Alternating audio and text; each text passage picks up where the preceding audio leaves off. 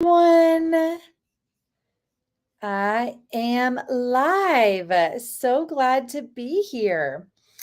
And today, so a couple of weeks ago, I went live talking about my anxiety journey. So, my history with anxiety, when it first started, what was going on in my life at that time, what was going on in my health at that time, and had a lot of really great engagement with people and conversation and connection with people.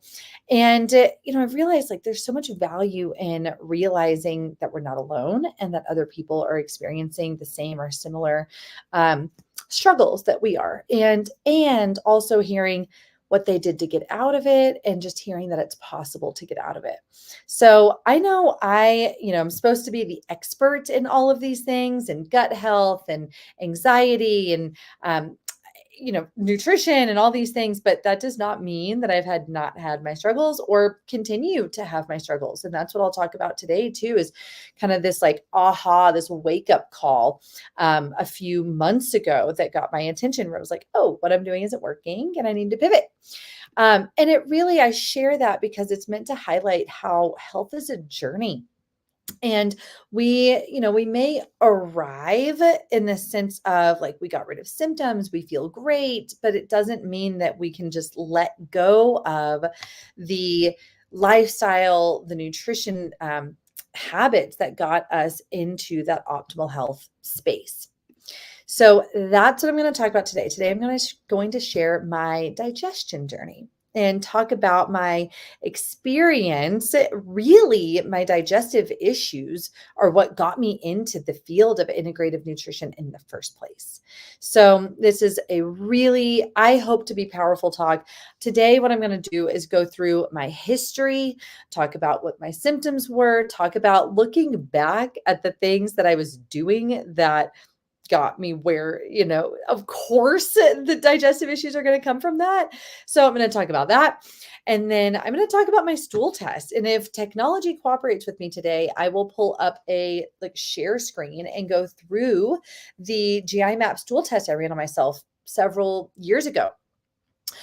Because I have yet to see one that looks worse. So we'll go through that. And then I'll talk about what I did what I did to get my digestion back on track and what I do as a regular, like non-negotiables to make sure it stays there. All right, so we've got a few people hopping on. Hello, thanks for being here. If you are live or if you're watching the replay, if you can comment and let me know that you're here. And then, of course, as always, tag me in comments and questions to make sure that I see it and I can come back and answer those for you. Okay, so when I say digestive issues, years ago, I was in college when I first started noticing that. Actually, it was like senior year of high school, freshman year of college, in that time frame when I first started really noticing digestive issues.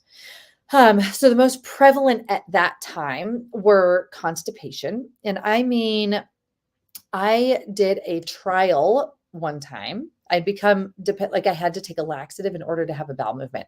So one time I wanted to see how long I would go without having a bowel movement without taking a laxative. I made it a week with no bowel movement and was obviously so miserable. I don't even know how I made it that long looking back, but I was so miserable that I took a laxative. So like needed a laxative in order to have a bowel movement, in other words. So constipation was big. Acid reflux was another big one, and bloating. Those were the biggest things I remember back from that time period. We'll talk about like how that evolved, but back when the digestive issues first started, those were the biggest symptoms: constipation, bloating, and reflux.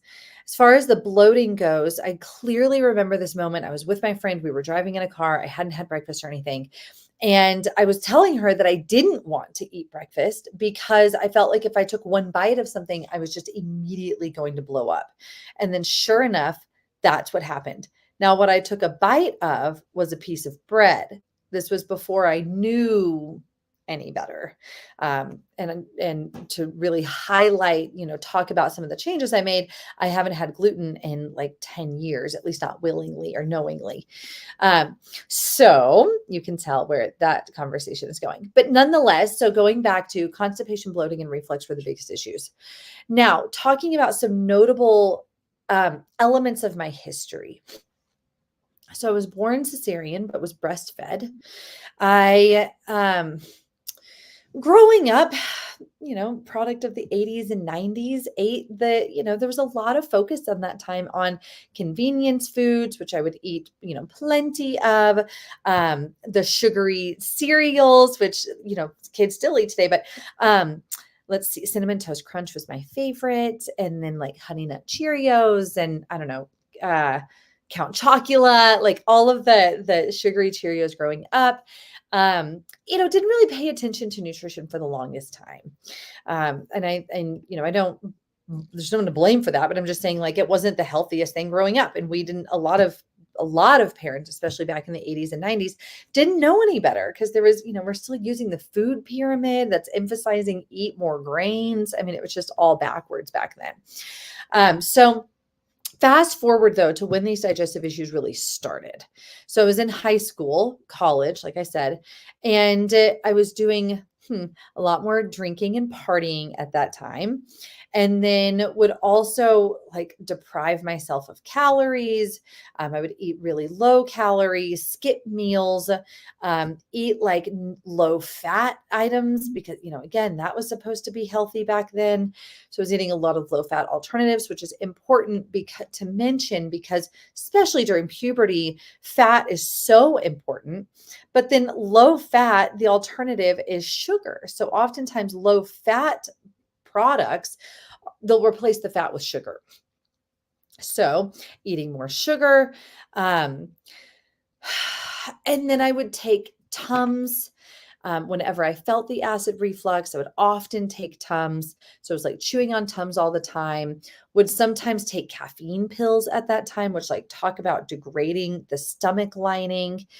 And then, my diet still sucked. I would drink like these hot chocolate, caffeine drinks in the morning and would have, sometimes my lunch would be a bread roll, and that was it. Cause again, nutrition for me back then was all about calories and low fat. Basically, I had no idea about anything. Like I knew vegetables were healthy, but I didn't know anything else about, and the narrative for constipation still kind of today, but especially back then was just eat more fiber and get it from whole grains. And so that's what I was doing. I was trying to eat whole grains and eat more fiber. And that little did I know, was making things much worse now with the knowledge that I have. So like I said, had a lot of acid reflux, took a lot of Tums for that, was eating a lot of bread and whole grains and whole wheat. And then just like skipping meals, caloric deprivation. Let's see. And then, I forgot to mention too, when I was a kid, I had frequent ear infections. I ended up getting tubes in my ears. So I had frequent ear infections, and now appreciating the fact that the standard of treatment for ear infections, recurrent ear infections, are antibiotics. So I ended up taking several rounds of antibiotics, over the course of this time period. Let's see. Fast forward to the college time frame. One thing that stands out is I would get frequent yeast infections. And this is kind of where the journey was really beginning. I didn't connect the two things of getting frequent vaginal yeast infections with having digestive issues. At the time, I didn't have any knowledge. But looking back, that's where, and this is a notable part of my history, is yeast and candida overgrowth, which you'll see in my stool test. Let's see what else. I think those are the biggest notable factors. Oh yeah. And then, so this is in high school, college again. Another like really clear memory was, these bloating, the constipation, and I had raw or like roasted garlic cloves one time, and had the worst bloating, and gas. Like my really close friends were there for that, and we still joke about it. It was awful. And so, again, looking back on these things, I'm seeing how all of this was connected.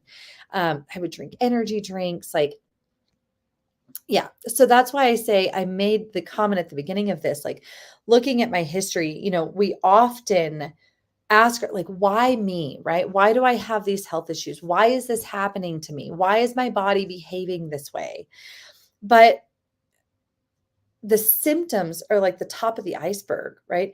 When you look at the history and you look at everything that lined up to contribute to these symptoms, we can appreciate how this came on. And that's my story, so that's why I'm going through some of these notable things that contributed to this. So finally, now I'm in college. The acid reflux is still happening, and the constipation is still happening. And the acid reflux, I've told this story before, but to put it in perspective, the acid reflux became so bad, I formed polyps on my larynx. My esophagus was inflamed, formed polyps on my larynx, and I lost my voice for 4 months. This ended up being a saga that would go on for a few years, where I lost it solidly for 4 months. And then it would come back and then go, I'd lose it again. I'd get raspy and hoarse again. And then it would come back and then get raspy and hoarse again.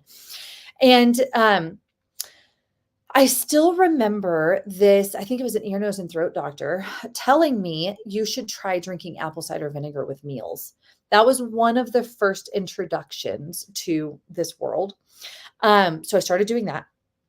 And that didn't fix it by any means. I actually had to go to speech therapy in order to fix my voice, because it had become such I'd started compensating and all these things. So that's what ended up getting it back. But so the apple cider vinegar, and the speech therapist recommended that I boil water with essential oils in it and breathe in the steam. That is something that I still recommend to my clients, because that ended up being really helpful for me. And then, let's see. So that was the acid reflux. So all of this continues basically until I'm introduced to the world of holistic nutrition.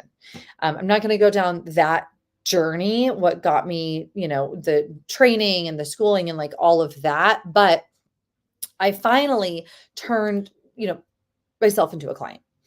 And I ran a stool test, I ran food sensitivities, and I started avoiding, not in that order. So I started avoiding gluten, dairy, soy, corn, sugar, and processed food, started following more of a paleo style diet.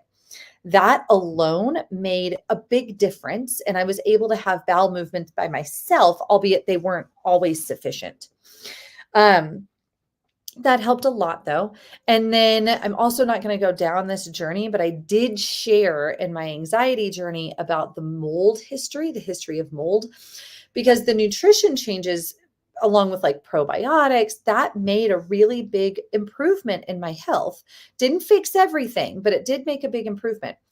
But then I moved into that moldy house. This was after college. This was about a year or two after graduating college. So then I moved into a moldy house, and that flared everything again. The constipation really came back.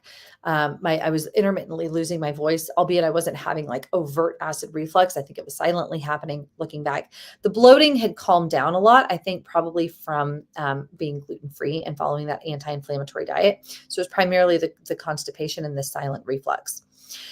So that is where I want to start this journey, because I've run probably 3 stool tests. I think 3 stool tests over the years. I don't have the first stool test I ever ran, but there's a lot of similarities that showed up. And so that's what I want to share. So I ran a GI map test. Here, let me see if I can present this. I know I can on StreamYard.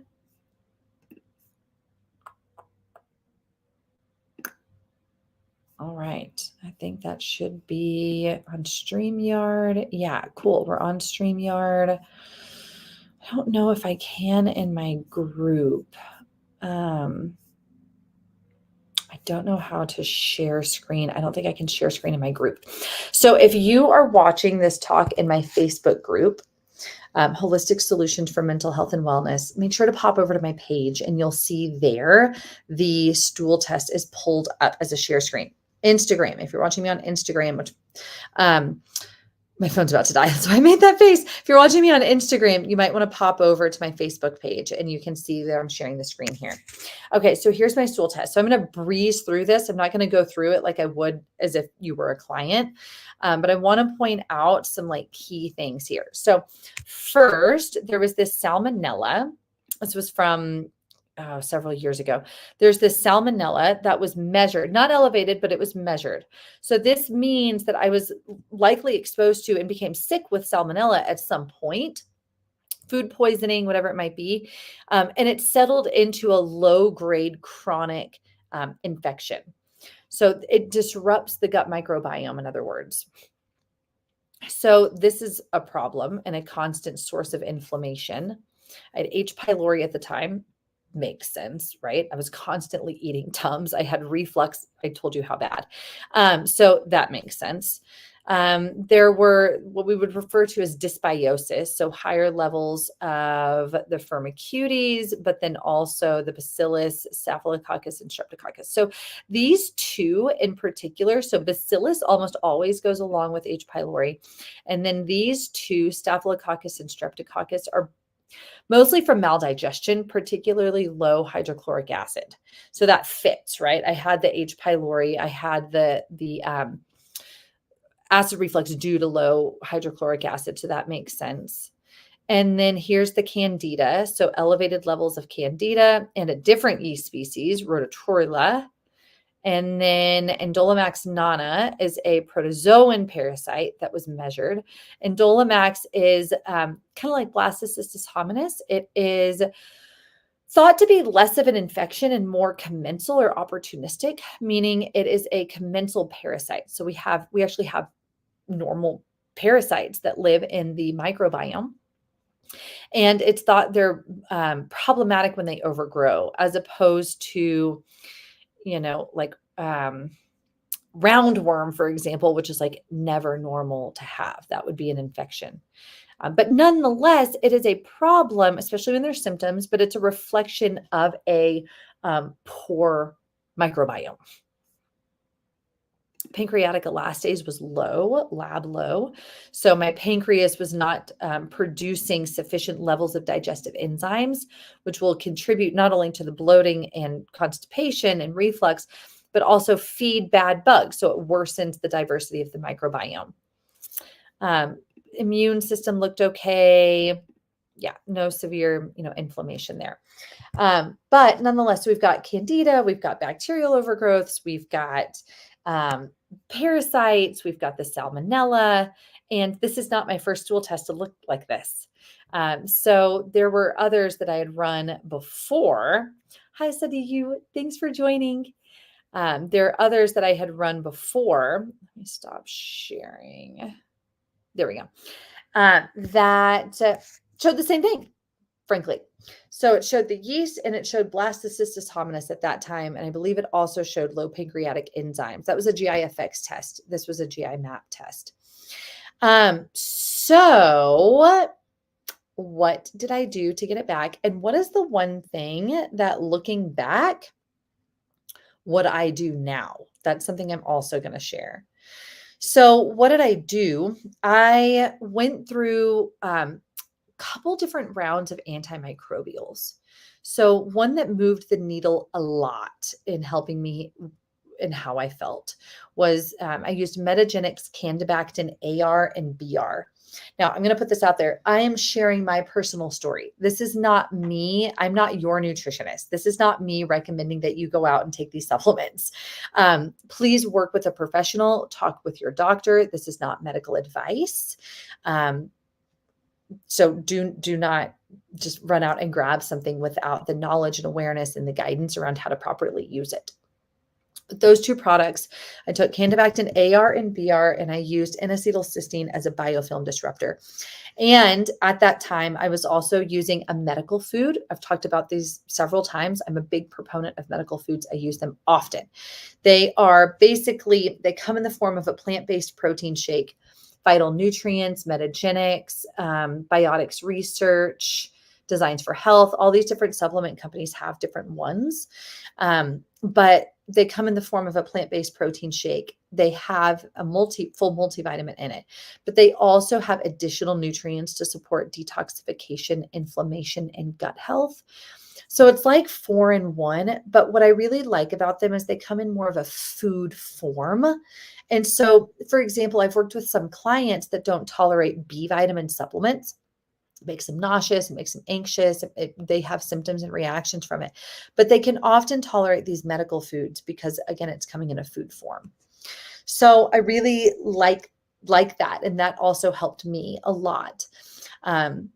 So I used the medical food, the Candibactin AR and BR, and then Saccharomyces boulardii probiotic was really helpful also. Saccharomyces boulardii is a yeast. It's a probiotic yeast that is like a yeast-eating yeast. So it's helpful for candida, but then research also shows that it's really helpful for H. pylori and blastocystis. So I did several rounds of that, actually, that combination. I think probably 4 times over like 2 years, because the problems would improve greatly. And then something in my life would change and some of the symptoms would come back. And that's where I'm going to explain that in just a minute. Some of the symptoms would come back. So I tried that again. It would help a lot. So used those products. And then I've also done Cellcore Para Protocol. Para 1 and 2 and 3, the Cellcore products are phenomenal. And that was another one that played a really big role in my digestive health. And then, like I said before, nutrition. So I cannot overstate the importance of an anti-inflammatory diet. There's such a, I wish we could just supplement ourselves out of health issues, but we can't. And that's really no different mindset than taking, medication for it. So diet made a big difference. And that's why I still don't eat gluten to this day, but I have brought back in dairy, and then I'll eat soy and corn, like when in Rome, right? If I go to a restaurant, then I might have some like corn chips or tamari or something like that. But I don't eat soy or corn very regularly. And I still keep sugar to a minimum. That was another important part of my health history. Sugarholic. I ate a ton of sugar. I would have ice cream every night for dessert. I would like raid the bulk bin at this grocery store that we used to go to that had candy. I mean, I loved sugar. That has greatly changed. I do not crave sugar anymore. I eat it very sparingly, mostly because the desire is just not there. I still like a little treat here and there, but I usually will do some kind of like avocado mousse or chia seed pudding or something like that, where it feels indulgent, but it's not really sugary. Okay, so going back, I also use supplemental digestive enzymes as far as supplements go. That was also really helpful. And then did use the apple cider vinegar, as I shared before. I shared in the anxiety talk about how much intermittent fasting helped me. And it helped my digestion too. And the reason why is because so after 4 hours of having no food in the digestive tract, it's called the migrating motor complex, which is this like cleansing, healing and repair mechanism that's initiated in a fasted state. And so I recommend this to my clients often, to go at least 12 hours, if not closer to 14, of fasting overnight, and then space meals and snacks by at least 4, if not 5 hours, so that migrating motor complex is initiated overnight and all throughout the day. That's also really, really important with SIBO. So anybody listening, if you have SIBO, if you suspect that you have SIBO, lack of migrating motor activity contributes to that bacterial overgrowth. So that's where supporting the migrating motor complex with proper meal spacing is really important.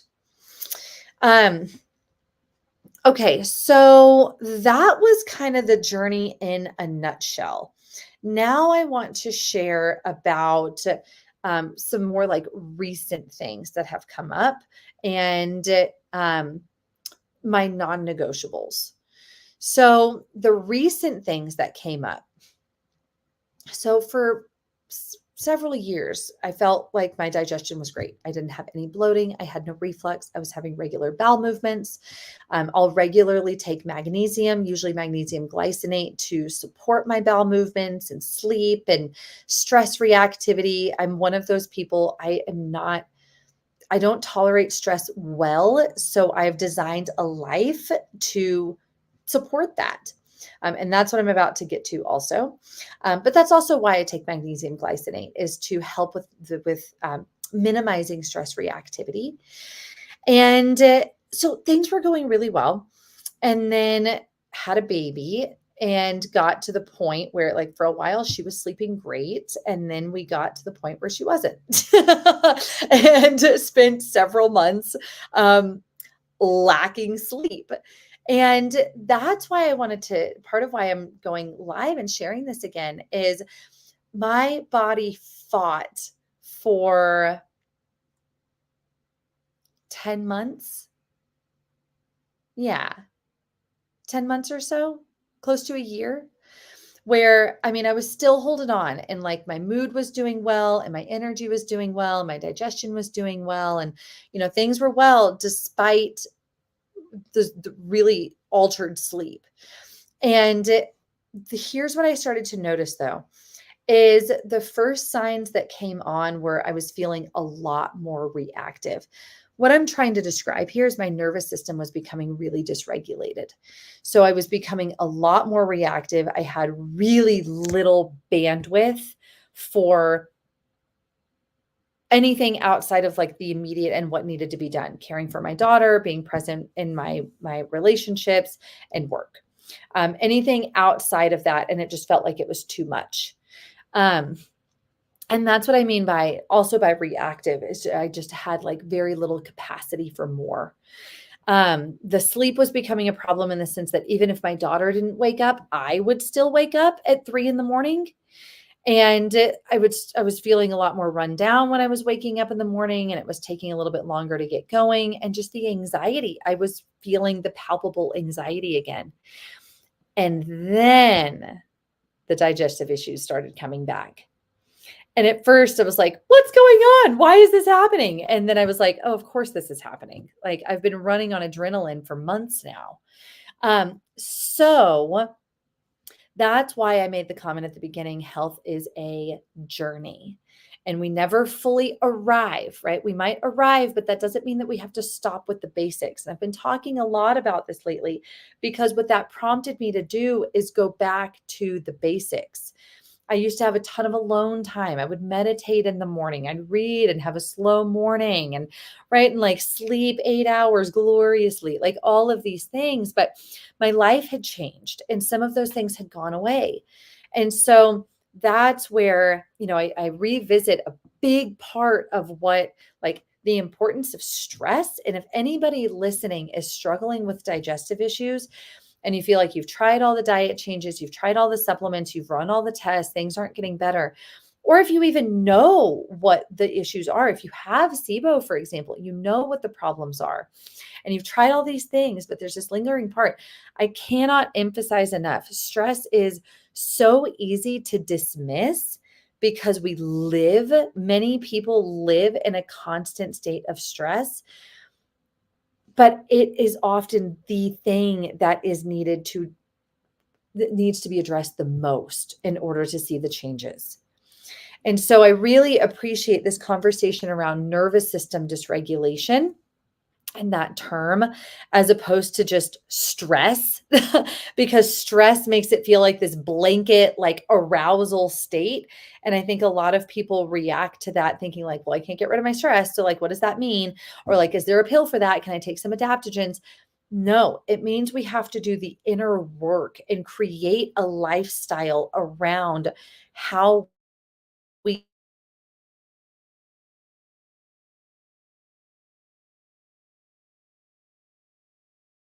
feel things, but very important things. So, and the nervous system dysregulation piece is also so much more nuanced than just stress, right? Because not all stress is arousal. Some stress can be shut down. It's dorsal vagal shutdown instead. So if you feel like you're just stuck in mud, you're not motivated, it's really hard to wake up in the morning, you feel more tendency towards depression, lacking that motivation and drive. Um, exercise feels harder, everything feels slowed down. It could be more that you're in a shutdown. It's actually a parasympathetic dominant state to be, ironically. But nonetheless, the recommendations for how to regulate your nervous system are different if you're in an arousal state versus a shutdown state. Um, so I don't want to get too nuanced. I've given a lot of talks around nervous system dysregulation. So again, go to my Facebook group, search nervous system dysregulation. There's a lot in there. But I share this because that was the big aha when like I was starting to feel these old symptoms come back. My sleep was disrupted, not from my daughter. My digestive issues were coming back. The anxiety was coming back, and I was like, what is changing? Is this house, does this house have mold? Like, what's going on? I tested it. But then I was like, no, I've been running on adrenaline. So here's what I did to get back on track. And here are my non-negotiables. And then I haven't forgotten the like what I would do differently and what I'm in the process of doing. I started prioritizing quiet time for myself, especially in the morning. How you start your day sets the tone for how you're going to show up the rest of the day, how you're going to feel the rest of the day. So I would wake up, my husband would take my daughter on a walk for like half an hour, and I would have 30 minutes of quiet time. And I would do 5 minutes of breath work. I would read a passage I like the Daily Stoic. So I would read a passage out of the Daily Stoic. Now that it's getting warm outside, I drink my coffee outside. I do all these things outside. And that 30 minutes is profound for me. So as opposed to before that, I'd really lost touch with how important that was. And I would just like wake up and start watching my toddler. So like running around after her, doing all the things, entertaining her, like feeding her, doing all the stuff. And which is great. I love spending time with her, but I had really lost a lot of that personal time and that slowed down time. So having that half an hour and starting my day with 5 minutes of breath work really allowed me to get back on track, and it really impacted. I would show up differently in my day. So that made a huge difference. I also started getting back into different types of probiotics. I started taking digestive enzymes again. I started drinking apple cider vinegar with meals again. I started slowing down and being really present with meals again. So what I recommend to my clients is to smell the food, take 3 deep breaths until you start to salivate, which shows that you're in a parasympathetic state and ready. Your digestive system is primed for food. So I started doing that again. And my diet didn't really change. I can't say that changed. But these were the non-negotiables and I started taking a 15-minute walk by myself without my daughter, because that's how I process. That's how I process my emotions. That's how I evaluate the direction that my life is going, and if I'm happy with it and if I want to make changes. So really, and I started doing my HRV biofeedback breathing again. I had gotten to where I was doing that like 2 times a week. And now I do it like 5 days a week. Even if it's just 5 minutes, but I will still do that HRV biofeedback breathing because that makes such a big difference. So the point that I'm making is it was the stress, it was the nervous system dysregulation that had allowed those symptoms to flare back up. And I'm still in the process of unwinding it, but I'm in a much better place than I was like 4 months ago. So, my encouragement to you to describe all of the, oh, I forgot the one thing that I would do differently now. So if I looked at those stool results back then and was talking to myself, like if I was my own client and I saw those stool results and I knew this person's history and I knew their symptoms, I would absolutely test SIBO. Looking at it now, I would absolutely test SIBO. So that is something I'm actually in the process of doing. So I'm going to do that. I will see what happens. I would not be surprised at all if methane is a part of my story, especially the more chronic nature of it. We're starting to appreciate how methane dominant SIBO, there is a chronic nature to it. So yes, so stay tuned. Maybe I'll go live and talk about that when I get the results in. But yeah, I would have immediately run that, mostly because now understanding how it would, I think that's why I responded so favorably to the candibactins. There's a lot of research around the effectiveness to SIBO, but then also arming myself, just like I arm clients now with like, if you feel the symptoms start coming on, here's your toolbox. This is what you do. So that is, stay tuned on that. But nonetheless, I share this because I was in a great place. The symptoms came back. And what did I do? These are my takeaway messages. So this is what I want you to take away from this. Number one, get data. I would have had no idea what was going on in my digestive tract without running stool tests. So get data. Number two, you can't supplement yourself out of a problem. It has to be a holistic approach. We have to work on nutrition.